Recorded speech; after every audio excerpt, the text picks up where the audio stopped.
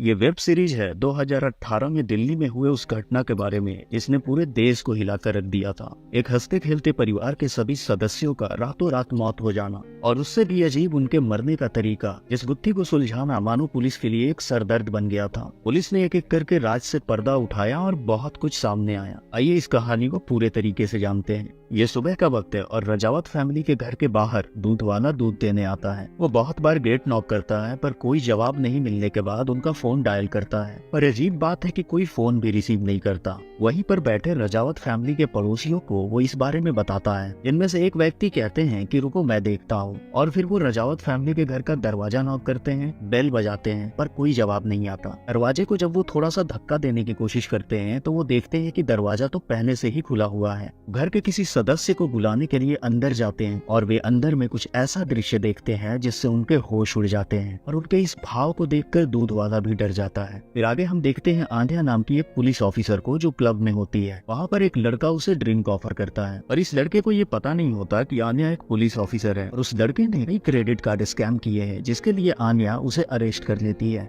ठीक उसी वक्त आन्या को कमिश्नर का कॉल आता है। उसे बताते हैं कि किशनगंज में एक बहुत बड़ी घटना हुई है और इससे पहले कि मीडिया वहाँ पर पहुँचे वो अपनी टीम को लेकर जाए और सिचुएशन को कंट्रोल करे। आन्या तुरंत अपनी पूरी टीम को लेकर घटना के स्थल पे पहुँचती है और वहाँ पर आन्या जो कुछ भी देखती है उसे देखने के बाद इसके होश उड़ जाते हैं कि उस परिवार के सभी लोग, जिनमें बच्चे बूढ़े सभी शामिल होते हैं, सभी के सभी फांसी पे लटके होते हैं। सबके चेहरे कपड़े से ढके होते हैं और सबके हाथ पीछे की तरफ बंधे होते हैं और सभी के पैरों के कुछ ही दूरी पे स्टूल गिरी होती है। आन्या घर के दूसरे कमरों में छानबीन करते जाती है और वो वहाँ पर देखती है कि इस परिवार की सबसे बुजुर्ग, उनकी भी मौत हो चुकी है और उनके सर पे किसी चीज का चोट है और वहाँ से खून निकल रहा होता है। आन्या स्टूल्स को नोटिस करती है और कहती है कि ये सभी शरीर से 1 से 2 फीट की दूरी पे है। अगर ये सुसाइड का मामला होता तो स्टूल शरीर के आसपास ही गिरा होता।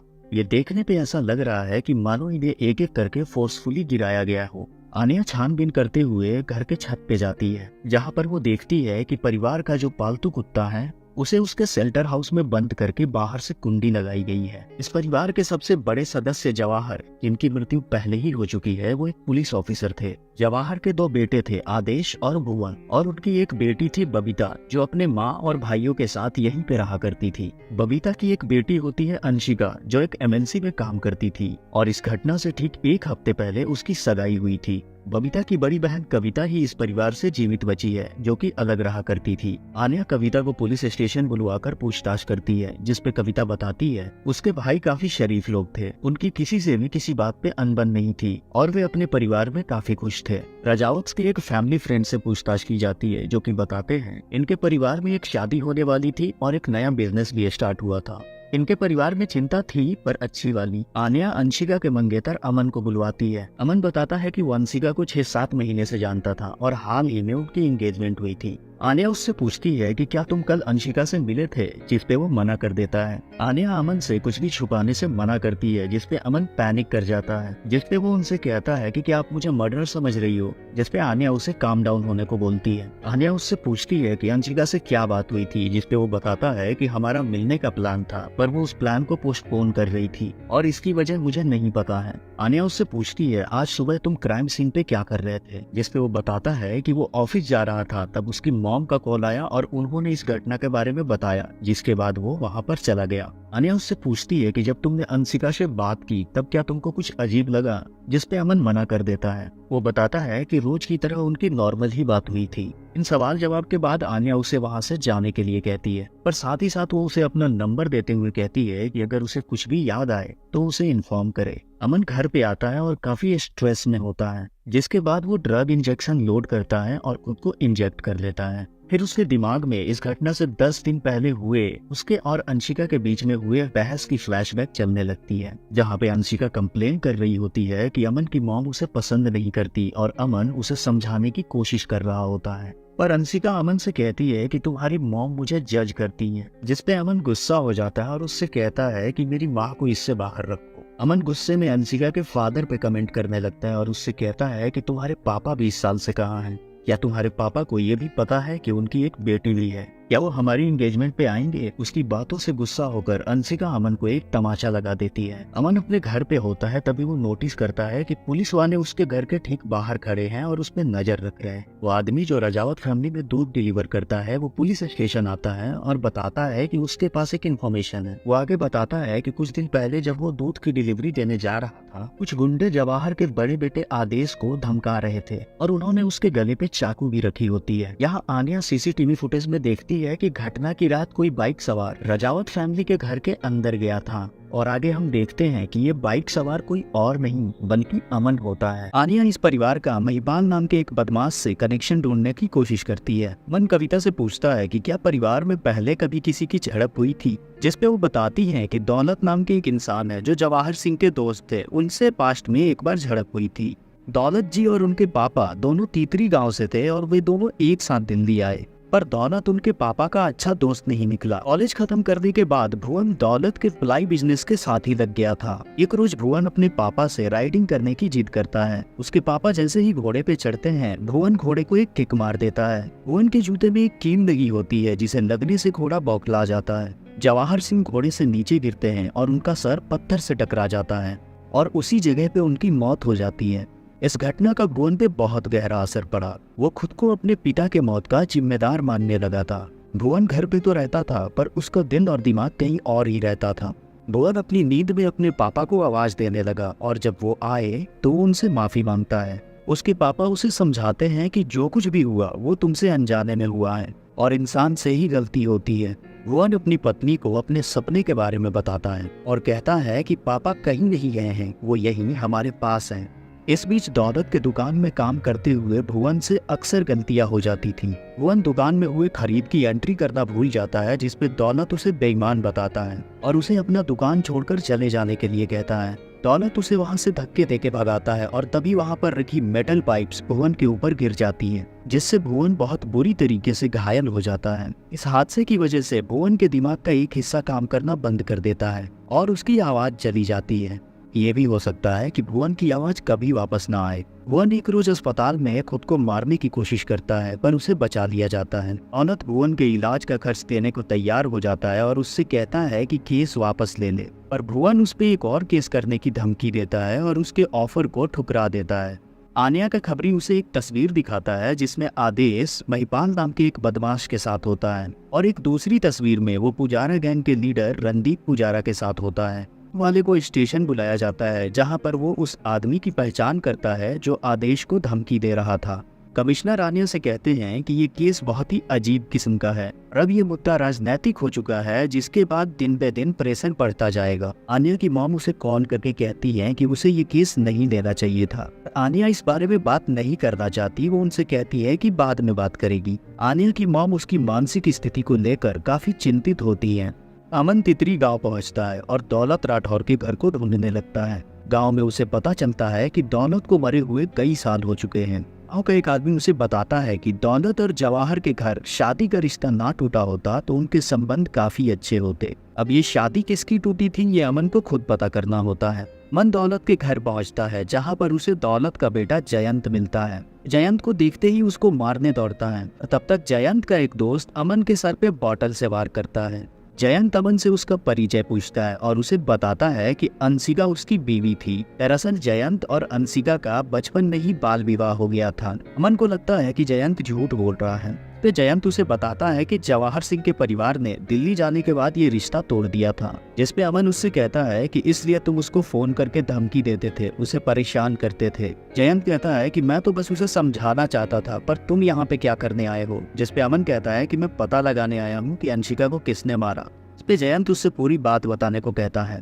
उसे पेपर दिखाता है जिसमें अंशिका और उसके परिवार के मरने की खबर छपी होती है, जिसे देखने के बाद जयंत रोने चिल्लाने लगता है। अमन को लगता है कि अंशिका को इसने तो नहीं मारा होगा। नया महिपाल के गैंग मेंबर को आदेश की फोटो दिखाकर पूछती है कि तुम लोग का इससे क्या कनेक्शन है। बताते हैं कि आदेश ने महिपाल से 20 लाख रुपए लिए थे, हम लोग उसी की वसूली कर रहे थे। पैसे मिलने के बाद हमने उसे देखा तक नहीं। आनिया को अपने बचपन से जुड़े बुरे सपने आते हैं, इसमें वो किसी को मरते देखती है और फिर अचानक उसकी नींद खुल जाती है। यह कमिश्नर को बताती है कि उस परिवार के लोग काफी शांत थे, तो ये केस बदले से जुड़ा हुआ तो नहीं है। तो कमिश्नर कहते हैं कि अगर मान भी ले कि सभी ने आत्महत्या की तो उसमें बूढ़ी औरत का तो मर्डर हुआ है। अनया को लगता है कि केस में कुछ तो मिसिंग है। वो उनकी कॉल हिस्ट्री से कॉन्ट्रैक्टर का पता चलता है, जो पूछताछ पे बताता है उसने दुकान में वेंटिलेशन के लिए कुछ पाइप्स लगाए थे कि पेंट के स्मेल से प्रॉब्लम हो रही थी।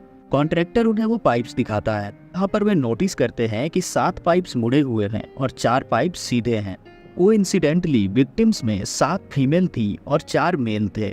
ऑफिसर नोटिस करता है डॉग हाउस में भी 11 सरियों का इस्तेमाल हुआ है। घर में टोटल 11 खिड़कियां होती हैं और दरवाजे भी 11 ही होते हैं। मानो जैसे कि ये केस 11 नंबर की संख्या पर आकर टिका हुआ है और इंतजार कर रहा है कि कोई इसे डिकोड कर ले। मन वहीं आसपास के लोगों से जानने की कोशिश करता है तो एक दुकानदार उसे बताता है ऐसे तो ये लोग काफी मिलनसार माने जाते थे, पर कभी भी इनके घर कोई आता जाता नहीं था। आन्या को लगता है कि ये जादू टोने का चक्कर भी हो सकता है और क्या पता उस परिवार को किसी ने सलाह दी होगी हर चीज 11 रखने को। आन्या अमन को कॉल करके पूछती है कि उसकी शादी कब होने वाली थी, जिसपे वो बताता है नवंबर के महीने में। यहाँ पर एक बार फिर 11 नंबर की ओर इशारा जाता है। ऑफिसर आन्या को बताता है कि 2015 में पंजाब के मोगा में एक केस हुआ था। यहाँ एक तांत्रिक ने पूरे के पूरे परिवार को अपने वश में किया और उनके प्रसाद में नशा मिला दिया। खंजर से उनकी गर्दनें रेत दी। बाद में खुद उसने सेल्फॉस की टैबलेट खा ली और उसकी मौत हो गई। ऑफिसर को लगता है कि हो सकता है ये परिवार भी उसी केस की तरह किसी तांत्रिक के संपर्क में था। यह अपने घर जाती है और देखती है कि उसका हस्बैंड अपने दोस्तों के साथ बैठकर ड्रिंक कर रहा है। आन्या को ये बात बिल्कुल पसंद नहीं आती। उसका हस्बैंड उसे बताता है कि वो तो बस फिल्म बना रहा था क्योंकि रियलिस्टिक लगे, जिसपे आन्या उससे कहती है कि तुम्हें जो कुछ भी करना है इस घर के बाहर किया करो। आन्या अपने सपने में अपने बचपन के उसी दोस्त को देखती है कि अपने दोस्त के साथ किसी बात पे काफी बहस हो जाती है। फिर वो देखती है कि उसकी दोस्त ने उसी तरीके से फांसी लगा ली थी जैसा कि इस केस में हुआ है। फिर आन्या काफी घबराई हुई अपने नींद से उठती है। आन्या अमन और अंशिका की सगाई की वीडियो फुटेज को चेक करती है और फाइनली उसे उस वीडियो फुटेज में एक बाबा दिखाई देते हैं। ऑफिसर उस बाबा की शिनाख्त कर लेता है और बताता है कि इनका आश्रम कराला में है और इन्हें चमत्कारी बाबा कहते हैं। ऑफिसर बताता है कि वो बाबा से एक बार मिल चुका है। वे रूप बदलते रहते हैं, कभी इंसान और फिर दूसरे ही पन जानवर। यार एक पुलिस ऑफिसर इस बात को मीडिया में लीक कर देता है कि पुलिस की एक टीम बाबा के पास पूछताछ के लिए गई है। अभी आन्या रास्ते में ही होती है, तब तक न्यूज चैनल पे इन बातों की खबरें चलने लगती हैं। बाबा के आश्रम जाती है और ऑफिसर से कहती है कि मीडिया को बाहर ही रोक के रखे। वो बाबा के चेलों से बाबा के बारे में पूछती है तो उसे बताते हैं बाबा ने आज रूप चेंज किया हुआ है और आज वो बकरे के बेस में है। और आन्या को ये समझते देर नहीं लगती कि बाबा यहाँ से फरार हो चुका है। आन्या अपने पुलिस टीम को इकट्ठा करती है और उनसे कहती है कि आज कोई घर नहीं जाएगा, ऐसे ही बाबा का नंबर ट्रेस होगा, हम उसे पकड़ने के लिए निकल जाएंगे। उसी रात बाबा का नंबर ट्रेस हो जाता है और उसकी लोकेशन कानपुर में मिलती है, जिसके तुरंत बाद पुलिस की पूरी टीम बाबा को पकड़ने के लिए कानपुर की ओर रवाना हो जाती है। पुलिस की टीम उस एरिया के हर एक होटल में पूछताछ करना शुरू कर देती है और उन्हें फाइनली एक होटल से पॉजिटिव रिजल्ट मिलता है, जहां की सीसीटीवी फुटेज में वो देखते हैं कि बाबा वहां से निकल चुका है। उसके बाद कैब के ड्राइवर को ट्रैक किया जाता है, जो उन्हें बताता है कि वो बाबा को बस स्टैंड छोड़ के आया है। रास्ते में बाबा ने अपना फोन रिचार्ज करवाया था। उसके बाद पुलिस की टीम उस दुकान पे पहुंचती है और बाबा के बारे में पूछती है। इधर एक पेडलर को पकड़ा जाता है जो अमन को ड्रग सप्लाई किया करता है। अन्या बाबा का पता लगाते लगाते होटल तक पहुंच जाती है। बाबा एक नया रूप लेकर यानी कि अपना वेश बदलकर वहां से निकलने की कोशिश करता है, पर वो एक पुलिस वाले की नजर में आ जाता है और वो आखिरकार में पकड़ा जाता है। आन्या उससे पूछती है कि रजावत फैमिली को कैसे जानते थे। इस पे बाबा बताता है कि भुवन उसके पास 5 साल पहले आया था और उसने बाबा को अपनी पूरी कहानी सुनाई थी। जब दौलत का भुवन के साथ दोबारा झगड़ा हुआ था, तब मानो भुवन ने एक नया जन्म ले लिया था। उसी रात भुवन को एक सपना आता है जिसमें उसके पिता कहते हैं कि वो सब कुछ ठीक कर देंगे और कुछ ही दिनों के भीतर दौलत की दुकान जलकर राख हो जाती है। भुवन को लगने लगा कि उसके पिता उसके साथ है, मानो ऐसा कि वो ठीक होने लगा। भुवन की माँ उससे कहती है कि पिता की शांति के लिए पूजा पाठ तो ठीक है, पर रोज रोज ऐसा करना पागलपन नहीं तो और क्या है। उसके पिता तो कभी किसी का बुरा नहीं चाहते थे। पूछती हैं कि दौलत की दुकान क्या तेरे पापा ने ऊपर बैठे बैठे जला दी थी। तभी भुवन अपने पापा की आवाज में कहता है कि विजू, भुवन को कुछ मत कहना। ये सुनने के बाद उसकी माँ खौफ में आ जाती है और भुवन बेहोश हो जाता है। डॉक्टर को बुलवाया जाता है और वो भुवन का जांच करते हैं। अंशिका डॉक्टर को सब कुछ सच बताने वाली होती है, पर भुवन की पत्नी उसे ऐसा करने से रोक देती है। खैर थोड़ी ही देर में भुवन वापस होश में आ जाता है। भुवन की पत्नी आदेश की पत्नी को बताती है कि कैसे भुवन पिताजी की आवाज में बोल रहा था। इस पे आदेश की पत्नी कहती है कि अच्छी बात है कि उसकी आवाज वापस आ गई, पर डॉक्टर को सब कुछ सच बता देना चाहिए था। अब भुवन के पिता ने एक रोज उसे सपने में कहा कि तुम्हारा उत्थान नए घर में है। तो पूरा परिवार उसके बाद भोजपुरा से किशन नगर आ गया। ये घर उनकी पहुंच से बाहर का था। भुवन ने बताया कि पिताजी ने कहा है कि बड़ा सोचोगे तभी बड़ा कर पाओगे, पर नए घर में आकर चीजें बिगड़ने लगी। अंशिका हर जगह अपने जॉब के लिए कोशिश करती है, पर उसे कोई सफलता नहीं मिलती, जिससे वो निराश हो जाती है। जब भुवन को इस बात का पता चलता है तो अपनी बहन के पास जाता है, जो उसे बताती है कि महीनों हो गए पर कहीं कोई काम नहीं बन रहा। जिस पे भुवन कहता है कि अगला इंटरव्यू जरूर क्लियर हो जाएगा। उसकी बहन उससे कहती है कि कब तक झूठा दिलासा दोगे, पिछली बार भी तुमने यही कहा था। पर फिर नवंबर 2016 को जो हुआ उससे तो आसमान सर पे आ गिरा। नोटबंदी की वजह से ब्लैक में डील करने वालों को सप्लाई में दिक्कत होने लगी। भुवन छत पे किसी से बात कर रहा होता है, तभी उसकी नजर रोड पे जाती है। यहाँ पर महिपाल के गुंडे आदेश को धमकी दे रहे होते हैं। आदेश जब घर में वापस आता है, भुवन उन आदमियों के बारे में पूछता है, जिसपे आदेश बताता है कि वो महिपाल के आदमी थे। वे लोग धमकी देने आए थे। कारोबार शुरू करने के वक्त मैंने महिपाल से कुछ रुपए लिए थे। भुवन पूछता है कि कितने रुपए लिए थे, जिसपे आदेश बताता है कि 20 लाख रुपए। उस रात भुवन अपने नींद में अपने पापा को ढूंढता है, क्योंकि आदेश को परेशान देखकर वो काफी परेशान होता है और अपने पिता की मदद चाहता है। अगली रोज वो अपनी पत्नी को सपने के बारे में बताता है, जहाँ पे वो अपने पिता को ढूंढ रहा था। महिपाल बाबा के पास जाता है और उन्हें बताता है कि कैसे उसने अपने पिता को बहुत ढूंढा, पर वो कहीं भी नहीं मिले। बाबा उससे कहते हैं कि जिंदगी में अच्छा और बुरा समय तो लगा रहता है। वो उससे कहते हैं कि मैं तुम्हें जैसा बताता हूँ करते जाओ, उससे सब काम बन जाएंगे। भुवन नदी में डुबकी लेने के लिए उतरता है और उसी बीच वो अपने पिता को ढूंढने लगता है। उसके पिता कहीं भी दिखाई नहीं देते हैं, जिसके बाद वो उसी पानी में डूबने लगता है और तभी उसके पिता उसके पीछे से आते हैं और उसके कंधे पे हाथ रखते हैं। भुवन को मानो जैसे एक नई उम्मीद मिल जाती है और वो अपने आप पानी में तैर जाता है। भुवन की भाभी अपने बच्चे के एडमिशन को लेकर काफी चिंतित रहती हैं। इस पे उन्हें भुवन दिलासा देता है कि उसका एडमिशन जरूर हो जाएगा। और अगले ही रोज भुवन को खबर मिलती है कि उसके भतीजे का एडमिशन हो भी गया। साथ ही साथ हंसिका का इंटरव्यू क्लियर होता है और उसे जॉब भी लग जाती है। अचानक एक साथ भुवन की जिंदगी में सारी चीजें अच्छी होने लगती हैं। उसके बाद वो एक नया पेंट का बिजनेस शुरू करते हैं। भुवन के विश्वास और उसके इन्फ्लुएंस की वजह से उसे परिवार में सबसे बड़े का दर्जा मिल जाता है। जल्दी ही भुवन और उसके परिवार अपने जीवन में काफी तरक्की कर लेते हैं। उसके बाद भुवन ने बाबा को अपने भांजी की सगाई में बुलाया। वहाँ भुवन ने उन्हें बताया कि उसके पिता उसे वापस मिल चुके हैं। भुवन की जिंदगी में सब कुछ अच्छा हो रहा होता है। आन्या उनसे पूछती है कि क्या आपने उन लोगों को मरने के लिए नहीं उकसाया, जिस पे बाबा कहते हैं नहीं, और वो बताते हैं कि अब तक मैंने जो कुछ भी बताया है सब कुछ आपको सच सच बताया है। आन्या अपने होटल के विंडो पे खड़ी रहती है। अभी वो देखती है कि बाहर नदी में एक लड़की डूब रही है। आन्या इस दृश्य को देखकर काफी डर जाती है और खुद से खुद का गला दबाने लगती है। फिर तभी अचानक आन्या की नींद खुलती है। ये आन्या का बुरा सपना था। वो अपनी माँ को उसी वक्त फोन करती है। बातों बातों में वो उन्हें बताती है कि केस के सिलसिले में मध्य प्रदेश आई हुई है। उसकी माँ उसकी हालत को देखकर पूछ बैठती है कि क्या तुमने फिर कोई सपना देखा। उसकी माँ उससे पूछती है कि क्या तुमने विदिशा को देखा, जिस पे वो मना कर देती है और कहती है कि मुझे नींद नहीं आ रही थी, इसलिए मैंने आपको फोन लगा लिया। अन्या जब घर वापस आती है उसे एक बहुत बड़ा शॉक मिलता है। अपने हस्बैंड को किसी और लड़की के साथ बेड में देखती है। आन्या अपने हस्बैंड को जब इस बारे में कन्फ्रंट करती है तब वो उसे बताता है कि मैं उस लड़की को डेट कर रहा हूँ और मेरे तुम्हारे रिलेशन में कुछ खास बचा नहीं है। उसके बाद वे दोनों डिसाइड करते हैं कि वे लोग अब आगे साथ नहीं रहेंगे। मन उस बच्चे से बात करने की कोशिश करता है जो राजावत फैमिली के सबसे छोटे बच्चे का दोस्त हुआ करता था। वो उसे बताता है कि मैं अंशिका दीदी का फियांसे हूँ। घटना की रात को जो बाइक सीसीटीवी फुटेज में आई थी उसका नंबर क्लियर मिल जाता है, जिसपे ऑफिसर आरटीओ ऑफिस में बात करके बाइक के ओनर का नाम पता करवाने को कहता है। वो बच्चा अमन को बताता है कि राजावत फैमिली के घर का जो पालतू कुत्ता है उसे भुवन अंकल कहीं बाहर से लेकर आए थे। वो सिर्फ उन्हीं के साथ रहता था। वो ये भी बताता है कि भुवन अंकल के ऊपर दादू आया करते थे और उसने ऐसा देखा भी था।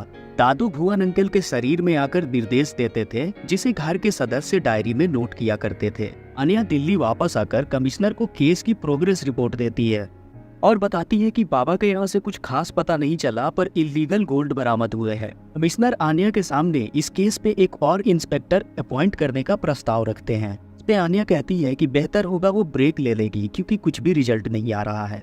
रजावत फैमिली के घर पे पुलिस का पहरा होता है। जैसे ही पुलिस वाला उस घर से थोड़ा साइड हटता है, अमन मौका देखकर घर के अंदर चला जाता है। वो अंदर जाता है और जैसे किसी चीज की तलाश कर रहा होता है। अंदर ऑलरेडी इंस्पेक्टर मौजूद होता है और वो अमन को अरेस्ट कर लेता है।